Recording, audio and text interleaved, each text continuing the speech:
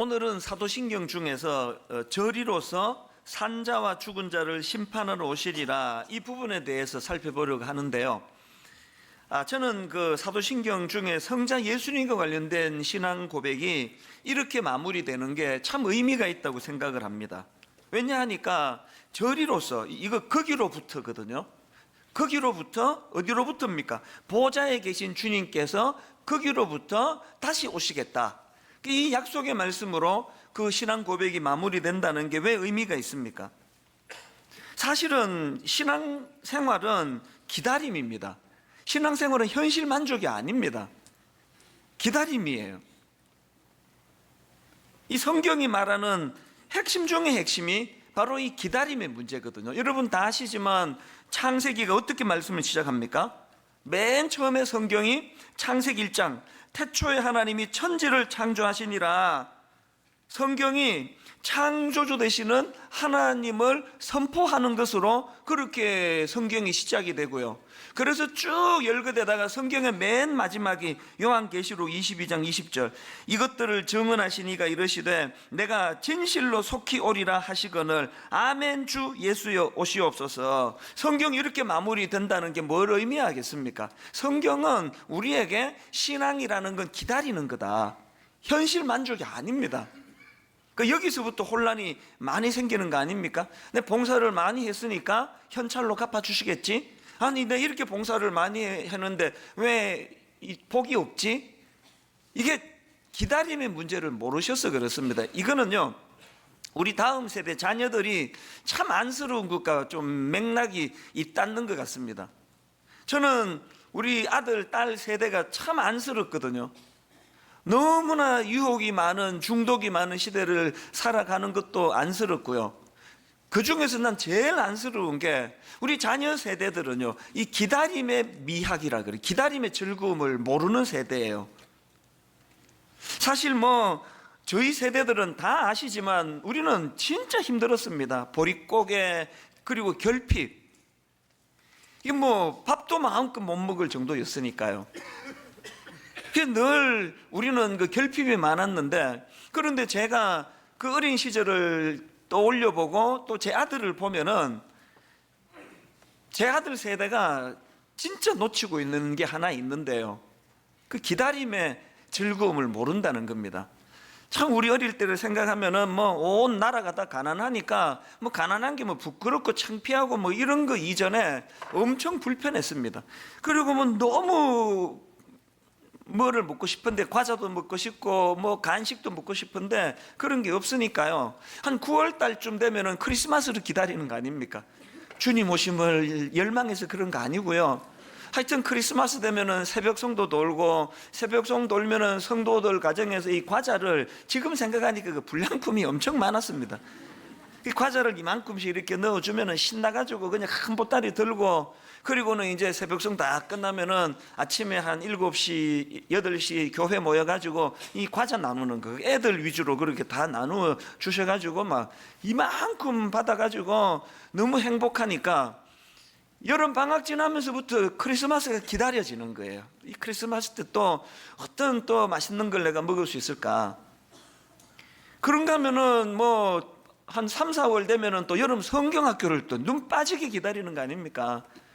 성경을 알고 싶어서 그런 거 아닙니다. 여름 성경학교 하면은 교회에서 매일 간식도 주고 사탕도 주고 또 게임도 하고, 눈 감고는 이 수박 깨트리게 해가지고 깨트리면 이니 다 먹으라 그러고 이러니까 봄부터 기다리는 거예요. 빨리 성경학교가 왜 안 열리느냐고. 그런가 하면 진짜 기다렸던 건 추석하고 또 설날 아닙니까? 그때 옷을 사주시니까, 추석에 옷을 사면은 거의 내년 추석까지 입도록 해야 되니까 3번 접어가지고, 지금 생각하면은 완전히 짱구같이 해갖고 그렇게 옷을 바지도 3번씩 접고 그렇게 입었는데 지금도 잊혀지지 않습니다. 왕자표 운동화, 추석 선물로 왕자표 운동화를 신고 견딜 수 없어가지고 온 동네를 숨이 턱까지 차도록 달리면서 난 왕자표 신발 새로 샀다고, 그래서 이 왕자표를 신으면 왕자가 되는 줄 알았습니다. 그러니까 추석도 손꼽아 기다리고, 더 기다리는 건 설날. 세배하면은 어른들이 한 20원씩 주시니까 허리가 휘도록 사실 그 세배해봐야 요즘 애들 하루 용돈도 안 되는 돈인데요. 그렇게 기다려지는 거예요. 제가 우리 어릴 때를 생각해 보면은 이게 막 그저 불행하고 우울하고 이런 게 아니에요. 늘 뭔가를 기다리고 그 조그만한 거 얻고도 너무 행복해하고 그 왕자표 운동화 아까워가지고 뭐 한동안은 또 안 신자 바로 사자마자 안 신습니다. 그거 막 선반에 올려놓고 그런데도 너무 행복했거든요. 그거 비해가지고 우리 자녀들 세대를 보면은요 기다림이 없습니다. 바로바로 다 얻으니까요. 여름 성경학교 하나도 안 기다립니다. 교회에서 주는 간식보다 자기 엄마가 사주는 게 훨씬 맛있는데 뭐하러 교회 간식 기다리겠냐고요. 근데 이상한 건 요즘 애들보다 우리가 더 행복했던 거 아닙니까? 어제도 우리 아들 지금 대학교 들어가가지고 뭔가 고뇌에 쳐가지고 인생이 힘들다 막 그러고 그래서 내가 야 참 이제 이상하다 그랬어. 다 누리면서 뭐가 그렇게 막 고뇌에 찬 얼굴을 하고 있는지 모르겠습니다. 이 기다림의 즐거움 이런 거거든요. 신앙생활도 마찬가지입니다. 저는 사도행전이 그 방금 읽은 오늘 본문으로 사도행전의 문을 여는 게 굉장히 의미가 있다고 생각을 합니다.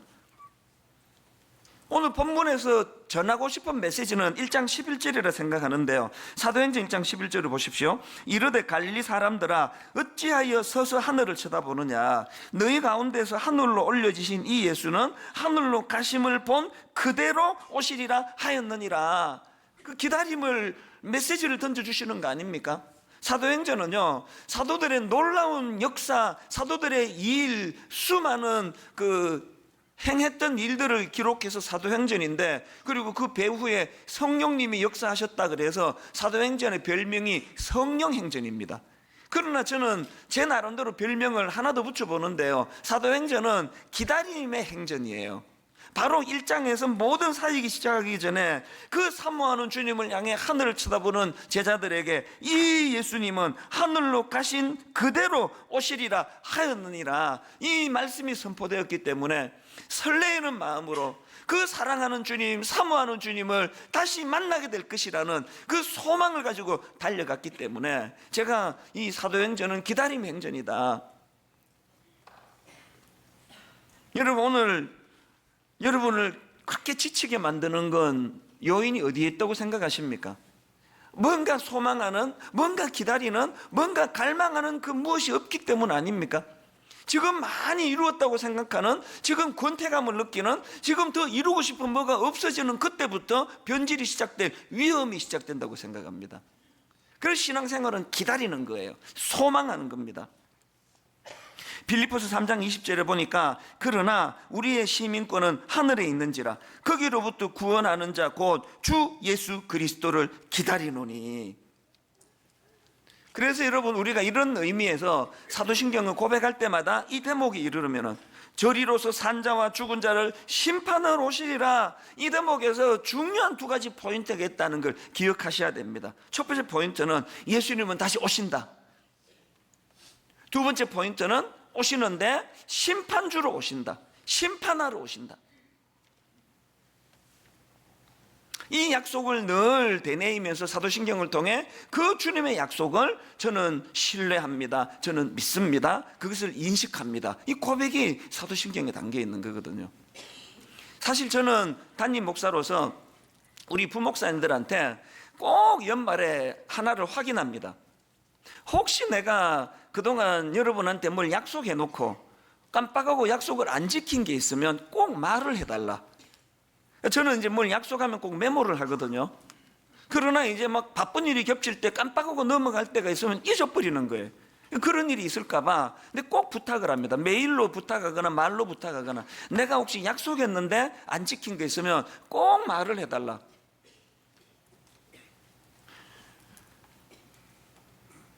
죄성을 가진 인간 지도자도요, 자기가 약속한 걸 지키려고 이렇게 애를 쓴다고 한다면 하물며 주님께서 더더군다나 뭐 이렇게 슬쩍 한 번 약속한 게 아니잖아요. 신앙생활은 이 약속을 믿고 붙잡고 그 약속을 신뢰하면서 기다리는 게 신앙생활입니다. 저는 신앙은 기다림이라고 그렇게 말씀을 드리면서, 저는 이제 이 사도신경 이 부분을 묵상을 하면서 예수님의 재림과 관련해 가지고 두 가지 지침을 좀 나누고 싶습니다. 사실 이 지침은 제가 오래전부터 개인적으로 가지고 있는 지침이기도 한데요. 여러분, 예수님의 재림과 관련해서 첫 번째 지침이 뭐냐? 하나는, 두 번째 지침 중에요, 하나는 나 자신을 위한 지침이고 또 하나는 이웃에 대한 지침인데, 첫 번째로 나 자신에 대한 지침이 뭐냐? 주님의 심판이 나의 삶의 기준이 되게 하자. 이게 저의 지침이에요. 아까 말씀드렸잖아요. 사람은 외모를 보거니와 나 여호와는 중심을 보신다. 겉만 보고 판단하는 사람들이 저에 대하여 뭐라고 말하는 거에 너무 연연하지 말자. 아무리 저를 좋다 칭찬해도 거기에 너무 빠지면 안 되고, 아무리 오해해서 저를 비난하더라도 하나님 앞에서 이거는 저분들이 오해라고 생각이 된다면 하나님 이것 때문에 너무 낙심하지 않기를 원합니다. 이런 마음을 굉장히 되뇌이거든요. 인간은요, 그 판단력이 참 흐려요. 겉만 보는 거 아닙니까? 그 드라마 같은 그 후일담 그러면서 이제 그 드라마를 찍었던 과정을 보여주면 어떨 때는 되게 가정스럽게 생각이 들어요. 너무나 호화 주택을 가지고 드라마를 찍었는데 보니까 그게 화면 비치는 것만 호화예요. 어떤 데는 담도 없고 벽도 없고. 그 왜 그렇습니까? 눈에 보이는 것밖에 못 보니까 그런 것까지 할 필요가 없는 거죠. 혹시 여기에 지금 그 드라마 세트 같은 인생이 있으시면 안 되는 거 아닙니까? 게으른 저는 겨울이 너무 좋아요. 갑자기 그 새우깡이 먹고 싶을 때 그냥 롱코트 하나만 입으면 다 해결이 돼요. 안에는 막 잠옷을 입었든 뭘 어쨌든 간에 그 두꺼운 옷만 딱 입고 나가면은 아무도 몰라요. 근데 이런 상상을 그냥 청소년 사역을 오래 해가지고 이 공상력이 좀 풍부한데요. 어떨 때 한 번씩 앞에 남자 확 벗겨버리고 싶어요. 이거 확 걷으면 안에 뭐가 있을까? 잠옷일 텐데.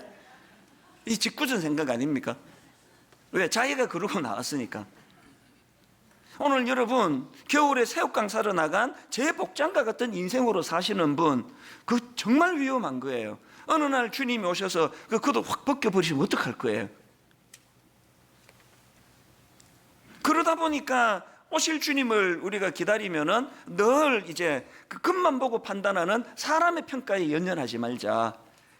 평가는 하나님만 정확하게 하신다. 그리고 하나님이 제대로 인정해 주실 수 있는 그런 삶을 살아야 되겠다. 목회라는 게요, 그저 보이는 부분만 그럴듯하고, 제가 우리 교회에 어느 장로님이 그 장로님으로 부임하시면서 저한테 하신 말이 난 너무 슬펐습니다. 이런 말씀을 하시는 거예요. 나는 우리 교회가 너무 좋고 이찬수 목사님은 너무 사랑하고 좋아하는데 너무 두렵습니다. 멀리서 볼 때 목사님이 너무 아름다웠는데 장로가 돼가지고 매일 당회하고 회의하고 목사님 가까이 갔을 때 실망하게 될까봐, 상처받을까봐 난 그게 너무 두렵습니다. 난 그게 너무 두렵습니다는 그 말이 제게 너무 슬프게 들렸습니다. 그걸 두려워해야 될 이야기입니까? 목사님은 멀리서 봐도 이렇게 아름다운데 가까이서 보면 얼마나 아름다울까요? 그렇게 말씀해 주셨더라면 내가 그 아름다워지려고 노력을 많이 했을 텐데.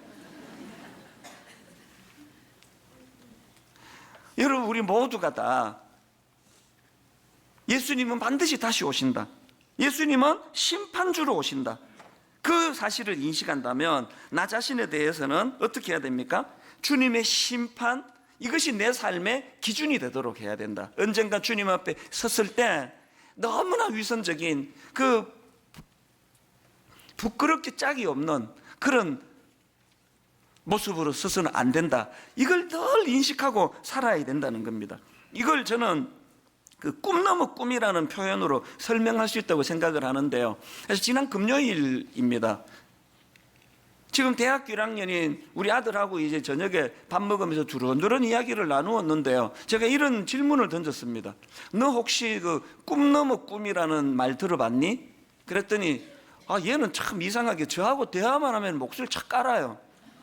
근데 너 꿈 넘어 꿈이라고 들어봤니? 그랬더니 그게 무슨 뜻인데요? 그러더라고요.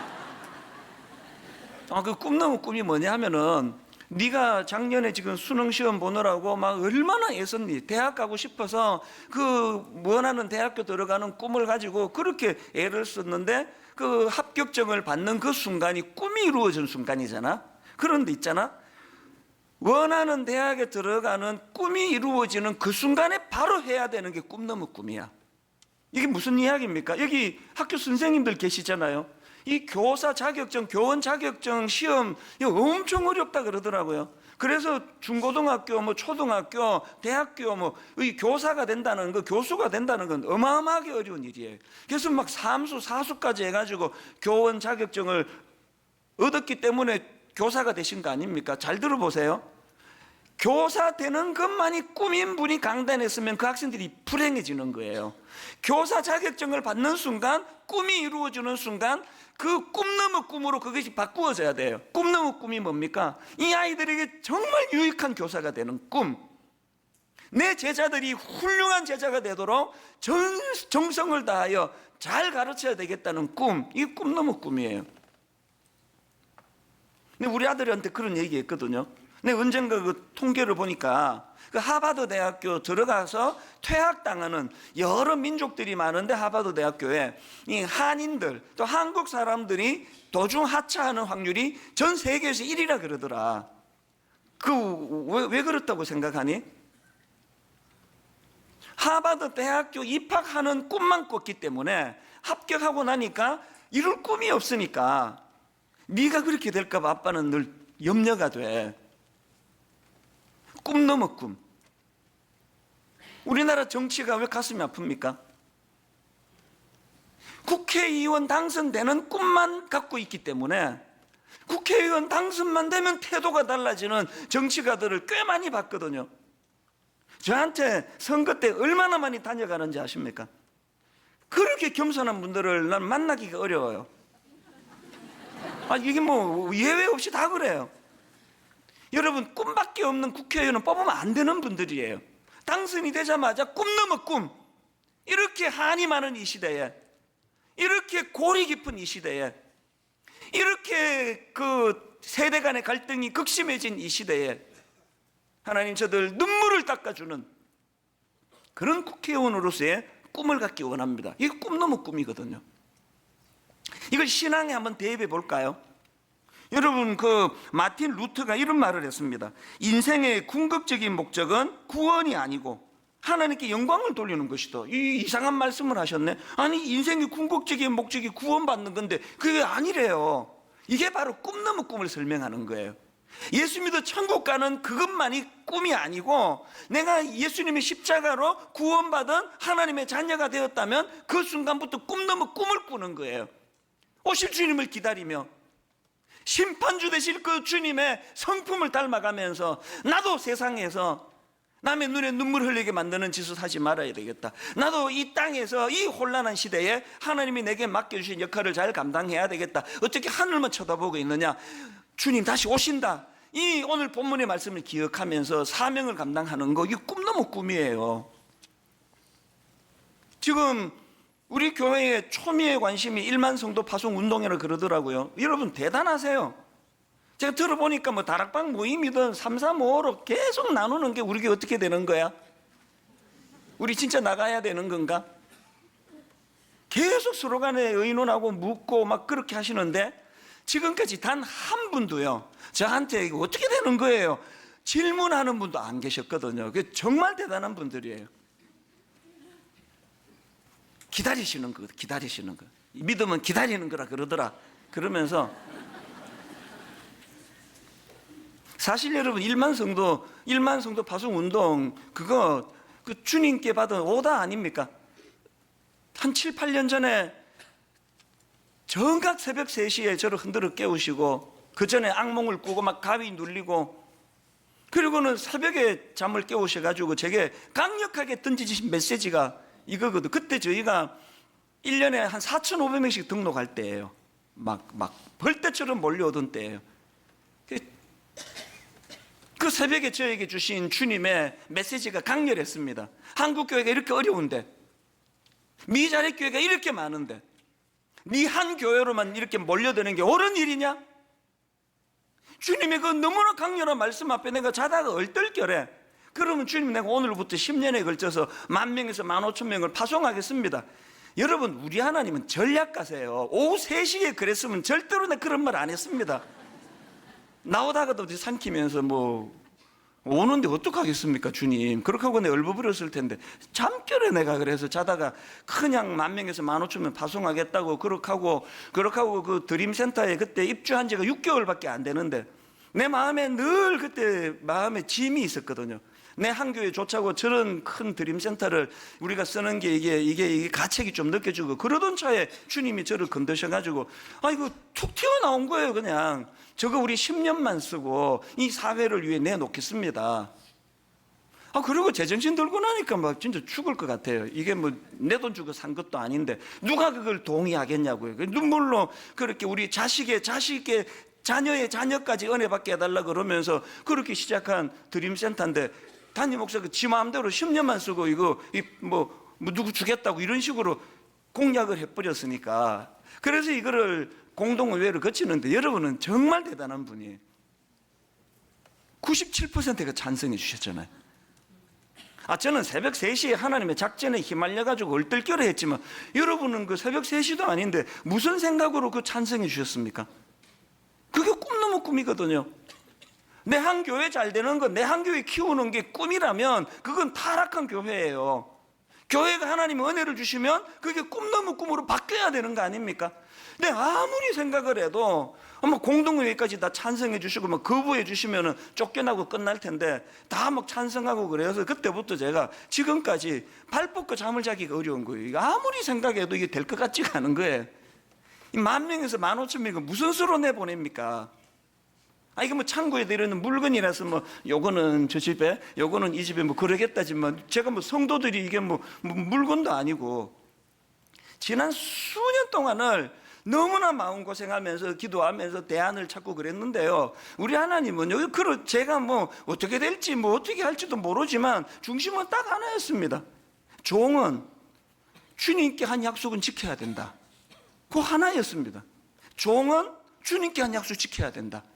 그러면서 우리 장로님들하고 머리를 맞대고 또 전문가들을 만나 자문을 구하고 여기까지 왔는데 여러분, 상상을 초월하는 대안을 주시는 거예요. 막 너무너무 가슴이 벅찬 겁니다. 이제 뭐 늦어도 내년 상반기에 모든 걸 다 이제 오픈할 수 있게 준비가 다 거의 다 돼 갑니다. 가평 우리 마을도 마찬가지예요. 그 연로하신 할머니 권사님이 그 자기 인생의 결정체, 눈물의 결정체, 땀과 수고의 결정체 42억 원을 그 통장을 갖고 와서 이거 장애인 또 유익한 데 좀 써달라고 갖고 오셨는데 그 소식을 듣고 또 다른 우리 여기 집사님이 그 소식을 들으시고 그럼 나는 땅을 2만 평 내놓겠다. 그래서 가평이 시작이 됐는데요. 지난 한 4, 5년 동안 이것 때문에 내가 막 진짜 힘들었습니다. 이거 뭐 준다고 넙죽 받아가지고 그냥 우리 우리 교회 수양관처럼 지어갖고는 안 될 거 아닙니까? 나중에 보고 그 땅 기증하신 분이 나 이거 땅 기증한 거 후회가 된다고 이렇게 되면 어떻게 되겠냐고요. 그래서 너무너무 긴 시간을 이거를 하려니 이게 안 되고 이거를 하려니 저게 저촉이 되고 그런 시간을 가슴 졸이는 시간을 가졌는데 여러분, 이제 가평 우리 마을 이거 완벽한 놀라운 계획이 만들어진 거예요.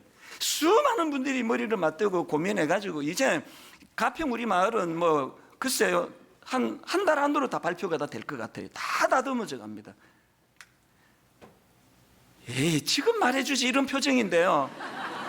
조금만 다듬으시면 됩니다. 이 공적으로 선포하는 게 굉장히 이게 중요하기 때문에 저는 일만성도 파송 운동을 갖고 가슴 졸이고 가평 우리 마을을 가지고 너무나 긴 시간 고뇌하면서 시간을 보내면서 오늘에 얻은 게 있습니다. 저는 한국교회를 위해서 내가 쓰이는 줄 알았는데 아니에요. 하나님은 저에게 꿈 넘어 꿈을 주신 거예요. 내가 타락하지 않도록, 내가 변질되지 않도록 여전히 꿈을 가지고 달려가도록. 그래서 그 강력한 수혜자가 바로 나 자신이라는 걸 알았습니다. 다시 말씀드립니다. 신앙은 기다림이에요. 신앙은 꿈 넘어 꿈을 가지고 달려가는 겁니다. 오늘 저와 여러분이 오실 주님을 대망하면서 꿈 넘어 꿈을 가지고 달려가는 믿음의 형제 자매님 되시기를 바랍니다. 그런가 하면 두 번째로, 첫째가 나 자신에 대해서는 그 주님의 심판이 내 삶의 기준이 되게 해달라는 그 꿈 넘어 꿈이 우리에게 필요한 지침이라면, 두 번째는 이웃에 대해 가지고 어설픈 심판자 되려고 하지 말라. 이게 저의 지침이에요. 여러분, 우리가 왜 타인들에 대하여 심판자 노릇하는 게 어설픈 일이에요? 우리는 말씀드렸잖아요. 사람은 외모를 보는 자들이니까요. 껍데기만 보니까요. 그래서 자기 포장도 잘하고 막 그렇게 그냥 외모를 얘기하는 게 아니라 그 정신적으로 영적으로 화장만 잘하는 사람을 좋게 볼 수밖에 없는 이런 우리이기 때문에, 이런 우둔한 우리가 어떤 기준으로 남을 함부로 비판하고 정죄하겠습니까? 아니, 그 외모밖에 못 보는 우리가 도대체 무슨 확신으로 그렇게 남에 대하여 확신을 가지고 말로 그 사람을 정죄하는지 난 도대체 알 수가 없습니다. 더군다나 여러분, 베드로전서 4장에 보면은요, 말세에 믿는 자들이 해야 될 두 가지 지침을 주시거든요. 이대로 지키고 있는지 한번 살펴보십시오. 베드로전서 4장 7절을 보십시오. 만물의 마지막이 가까웠으니, 이게 지금 말세를 얘기하는 거 아닙니까? 이게 오늘 딱 우리 시대 아닙니까? 만물의 마지막이 가까이 왔으니 그러므로 너희는 정신을 차리고, 그 다음에 근신하여 기도하라. 정신 차리는 건 기도하는 거예요. 마지막 때 우리가 해야 되는 건 기도하는 게 기도하는 거.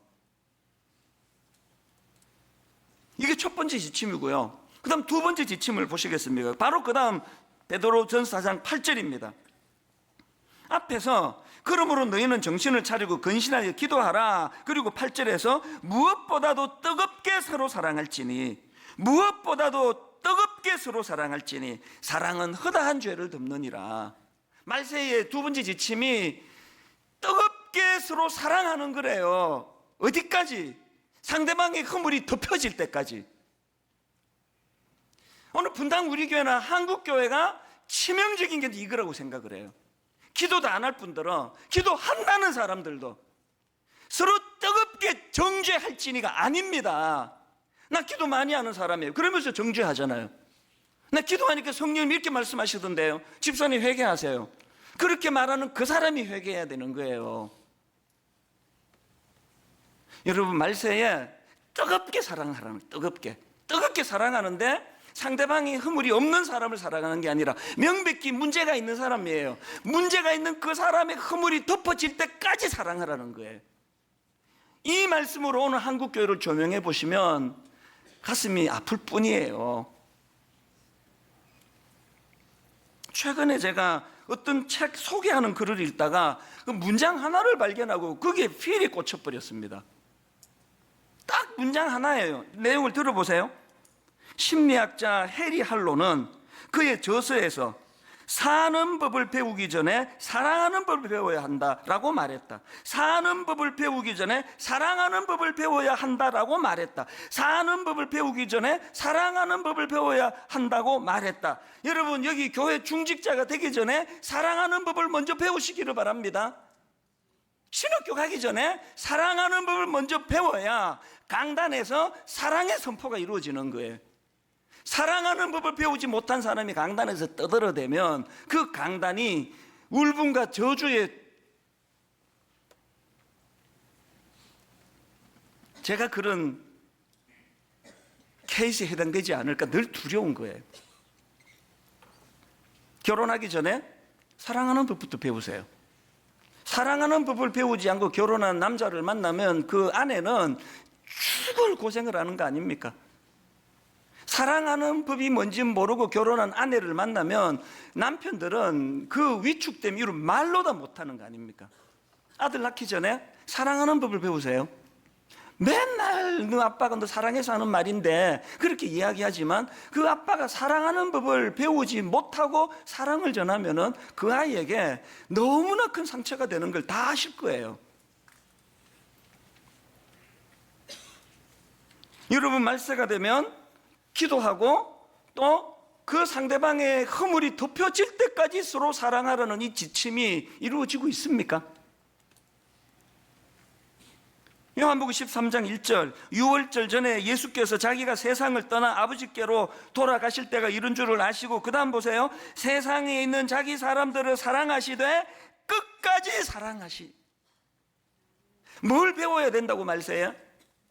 예수께서 세상에 있는 자기 사람들을 사랑하시되 끝까지 사랑하시니라.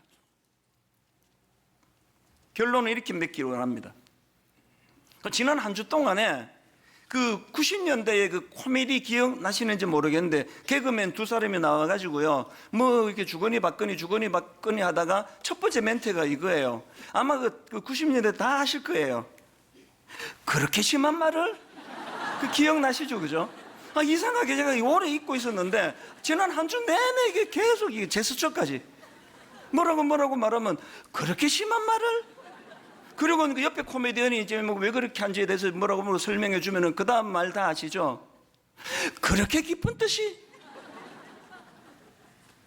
우리는요, 그 껍데기밖에 몰라가지고 사람들에 대해서 정절을 너무 잘해. 그렇게 심한 짓을, 그렇게 심한 말을, 그렇게 조그마한 내용을 알고 보면은 그렇게 깊은 뜻이 있는데,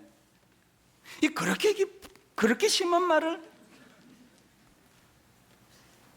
영안이 열려 뜨겁게 사랑하라는 주님의 말씀이 들어오면요, 그렇게 심한 말이보다 그렇게 깊은 뜻이, 이렇게 고백하는 게 훨씬 많습니다. 부부간에 어느 말이 더 많으세요? 부부간에 그렇게 심한 짓을, 아이들에게 그렇게 심한 행동을. 근데 계속 오늘 아침에도 막 계속 이게 막 제스처까지 생각이 나가지고, 그렇게 심한 말을, 그렇게 깊은 뜻이. 오늘 말씀은 이거 다 같이 해보고 마치도록 하겠습니다. 두 가지 지침을 기억하십시오. 나 자신에 대해서는 내 기준은 주님의 심판이에요. 사람의 뭐라 하는데 우쭐하지도 말고 위축되지도 마십시오. 주님만 나를 평가하신다. 이웃에 대해서는 어설픈 심판자가 되지 말자. 내 생각에 이게 이 사람 틀렸다 싶어도 그건 내가 겉만 보고 하는 것이다. 그렇게 깊은 뜻이 있을지 어떻게 아느냐. 하나님 아버지, 세상은 점점 삭막해지고 서로가 서로를 미워하고 원망하고 분노하며 서로를 향하여 비난해 손가락질이 난무하는 이 시대에 오늘 다시 한번 각성하고 말세에 우리가 어떻게 살아야 할지를 가르쳐 주시니 감사합니다. 주님 앞에 기도하며 상대방의 허물이 뒤덮여질 때까지 사랑할 수 있도록 주님의 사랑을 갈망하며 간구하오니 우리 안에 그 사랑을 허락하여 주시옵소서. 소망을 가지고 내 눈물 닦아 주실 그날을 기대하며 어떤 경우라도 낙심하지 아니하고 그렇게 꿈 넘어 꿈을 가지고 달려나가는 믿음의 성도님들 되게 하여 주시옵소서.